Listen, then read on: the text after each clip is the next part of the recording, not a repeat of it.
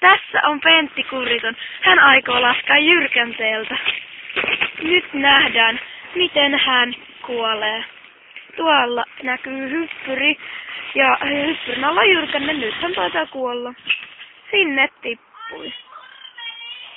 Häntä taisi sattua. Hän kirjoaa murmelia. Minä taidan mennä sinne. Venatko siellä? Murmeli mun jalka.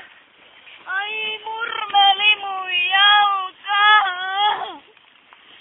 Ai. Eli mäkin sitten olisitte siinä. Ei olis pitänyt laskea. Äiti oli oikeassa. Se sattuu. Ai. No hän on periaatteessa murmeli. Tästä lähdetään. Kiitos, että katsoitte. Tässä on Pentti Kuriton.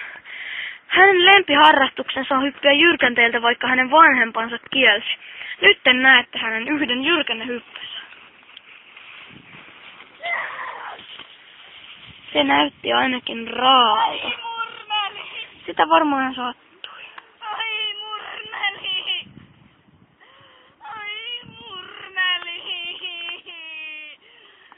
Ai murmeli.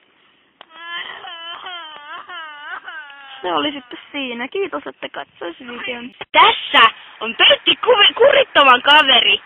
Murmeli mummeli. Hän aikoo vetää hirveät parkkourit tästä mäeltä alas.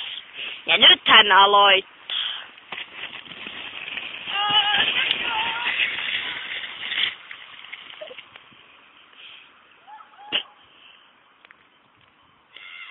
Se näytti kivalta. Voisin itsekin joskus kokeilla. Taisi sattua. Siellä hän huutaa tuskan huutojaan. Kuului iso tuskan parahdus. Nyt takaisin studioon. Tässä on taas Pentti Kuriton. Jyrkänne parkkourissa. Hän aikoo vetää saman mäen, kuka nyt tämä läski murmeli mummeli olikaan. No niin, tässä hän nyt lähtee.